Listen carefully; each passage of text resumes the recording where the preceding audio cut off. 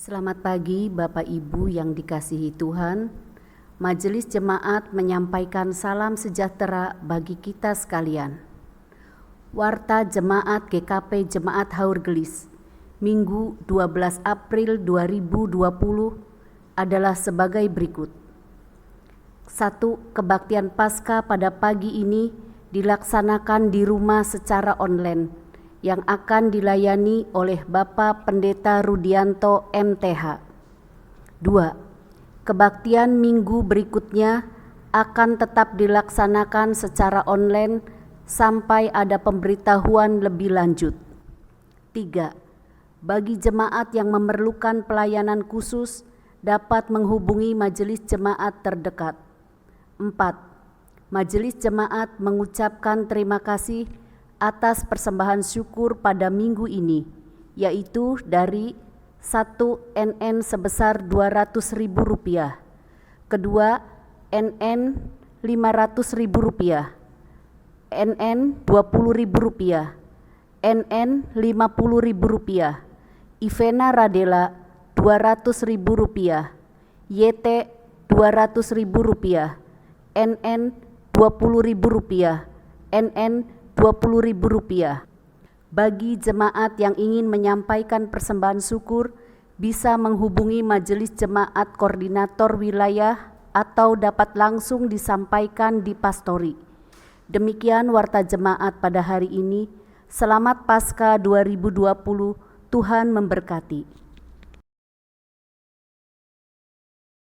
Bapak, Ibu, Saudara yang Tuhan Yesus kasihi, Tuhan mengundang semua yang letih lesu dan berbeban berat, semua yang berdosa dan bercela untuk datang kepadanya dan menerima rahmat-Nya. Kidung Jemaat nomor 358, semua yang letih lesu, kita nyanyikan dengan hati yang kita arahkan untuk menerima sabda-Nya.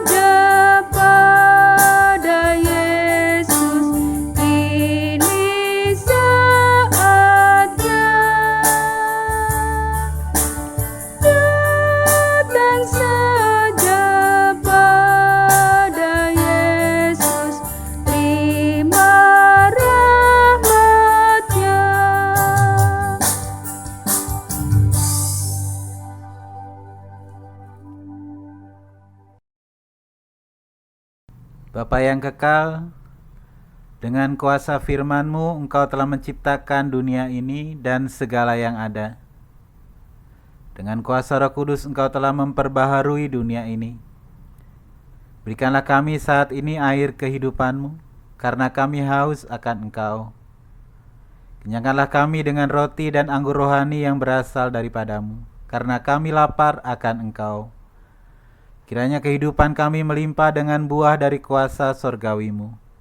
Di dalam nama Yesus, Dia yang sulung dari antara yang bangkit, yang bersama-sama dengan Engkau dan dengan Roh Kudus hidup dan memerintah selamanya, kami naikkan doa kami ini. Amin. Yohanes 20 ayat 11 sampai 18. Tetapi Maria berdiri dekat kubur itu dan menangis. Sambil menangis, ia menjenguk ke dalam kubur itu. Dan tampaklah olehnya 2 orang malaikat berpakaian putih, yang seorang duduk di sebelah kepala dan yang lain di sebelah kaki di mana mayat Yesus terbaring. Kata malaikat-malaikat itu kepadanya, "Ibu, mengapa engkau menangis?"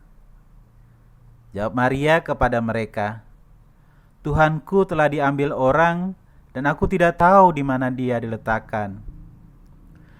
Sesudah berkata demikian, ia menoleh ke belakang dan melihat Yesus berdiri di situ.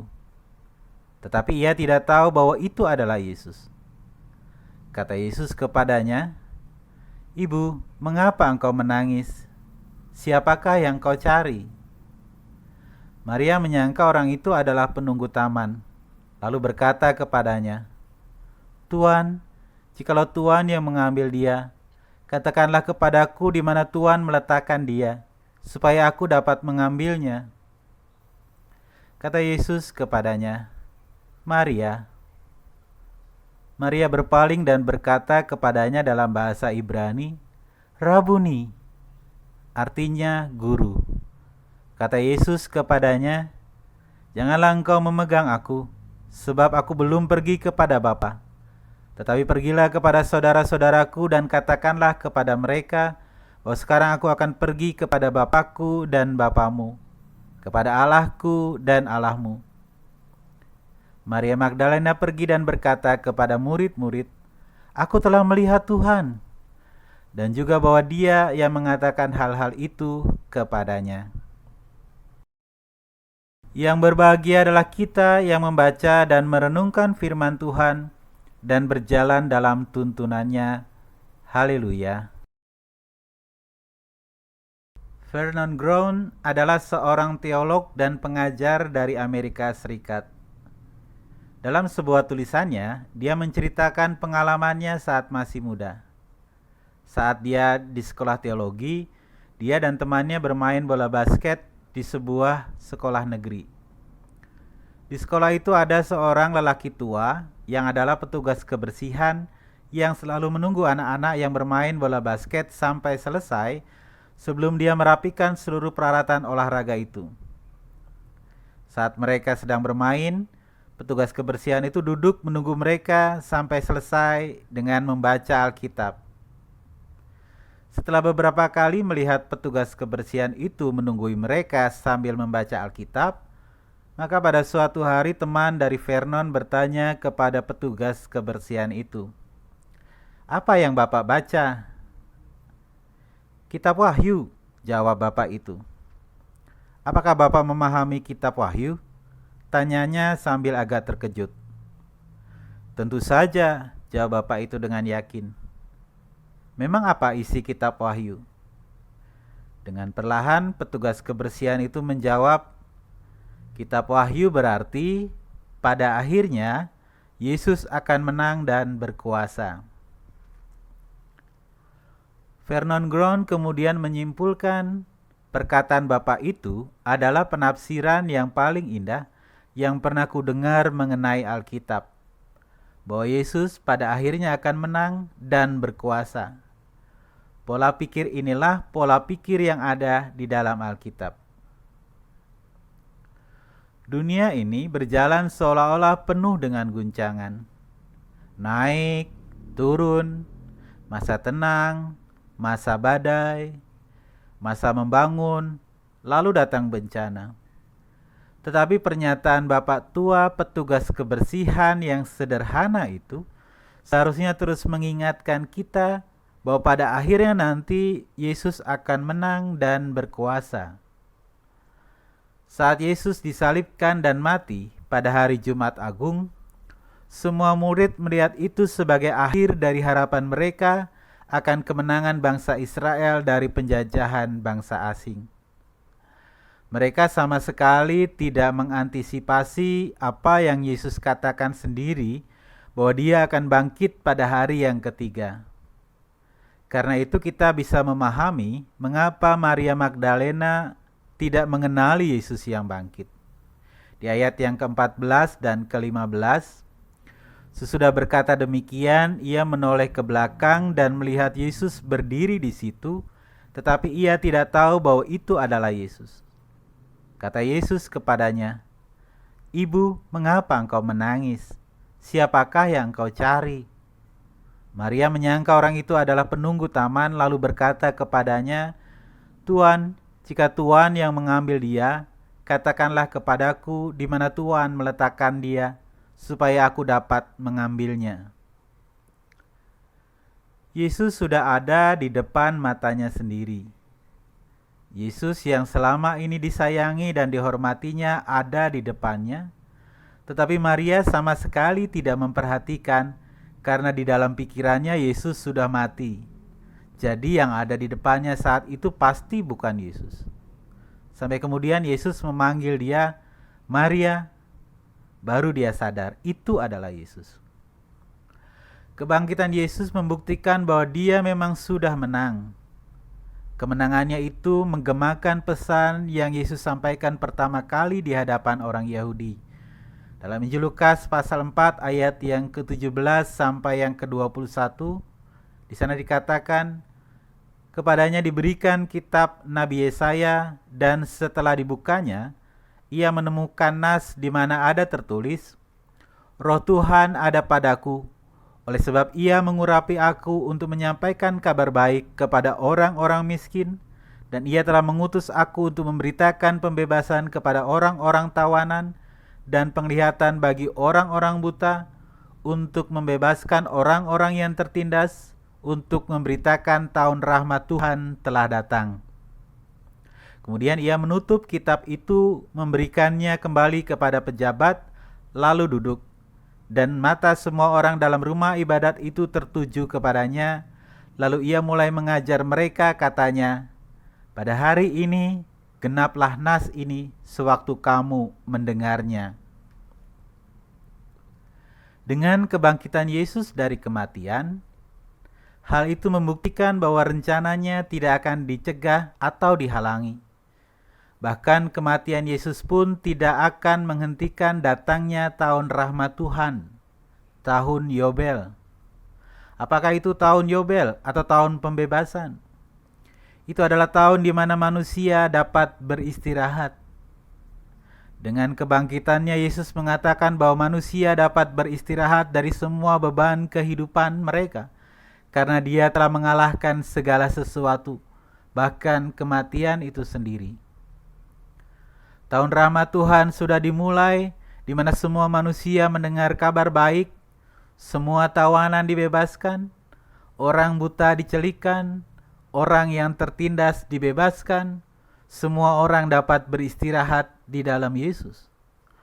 Yesus sudah mengalahkan kegelapan, kekacauan dunia, membebaskan dunia ini dari kuasa dosa, bahkan kuasa kematian sekalipun.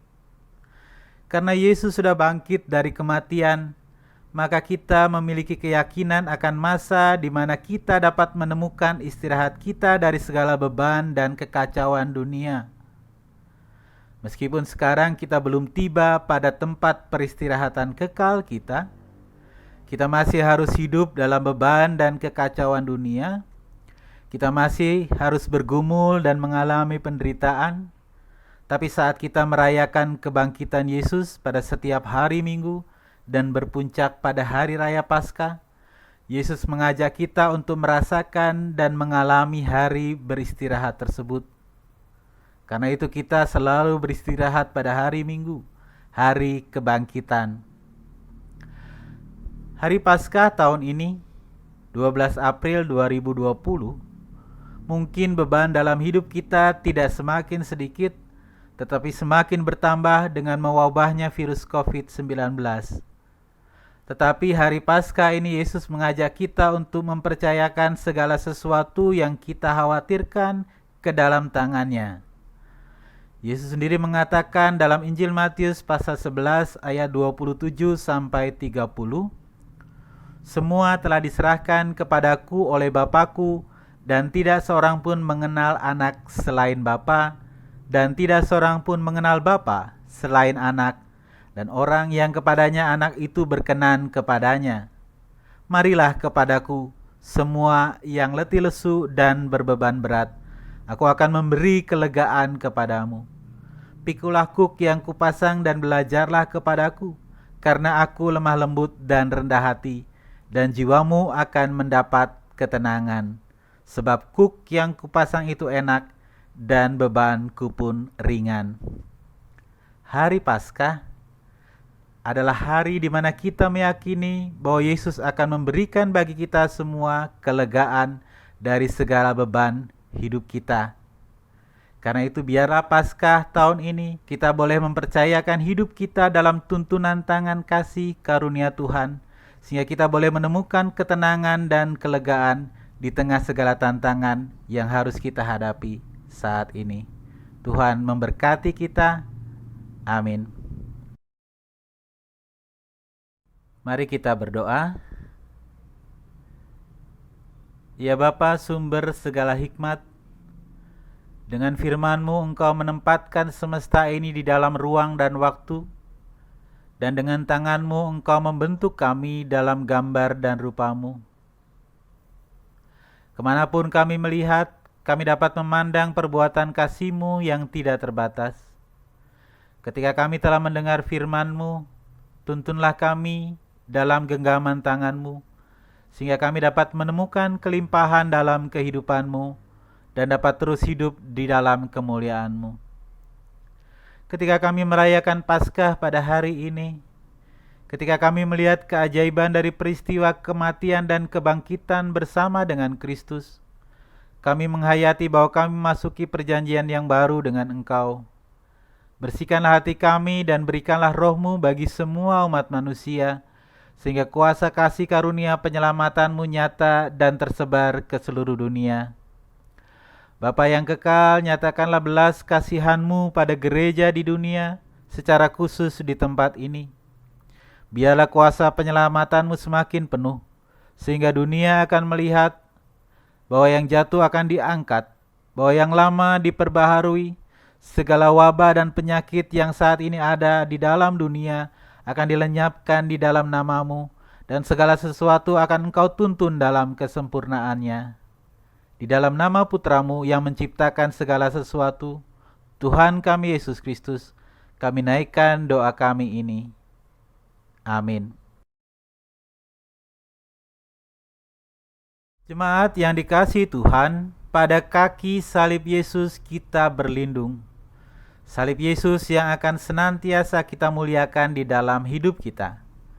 Kita bersama memuji Kidung Jemaat 368, pada kaki salib-Mu.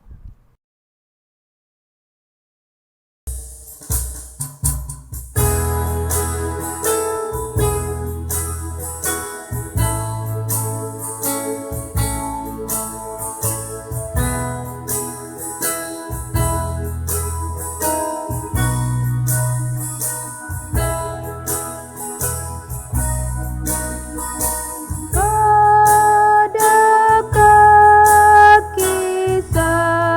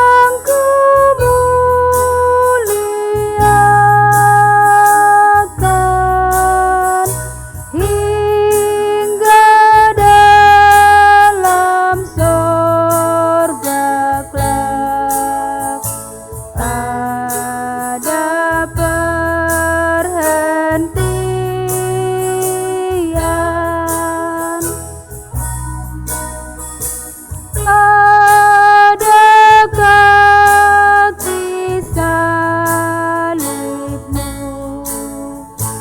kasihmu ku terima, sinar bintang fajar terang yang memberi cahaya. Salibmu, salibmu yang ku muliakan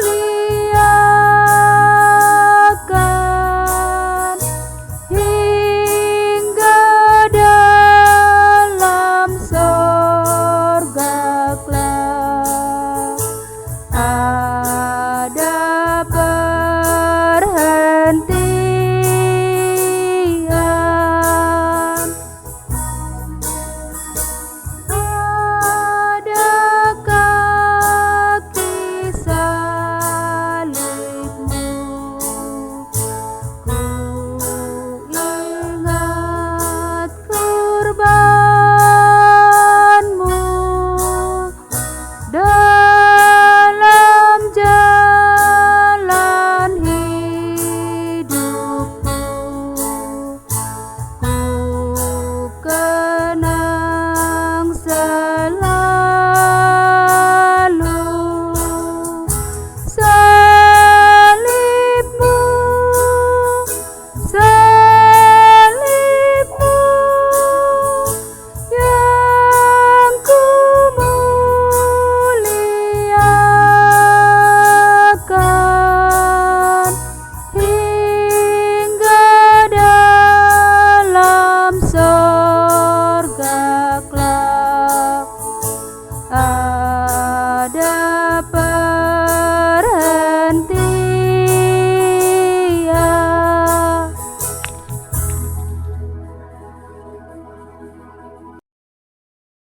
Ya Tuhan, kebangkitan-Mu telah membawa perubahan dan pembaharuan dalam hidup kami umat-Mu.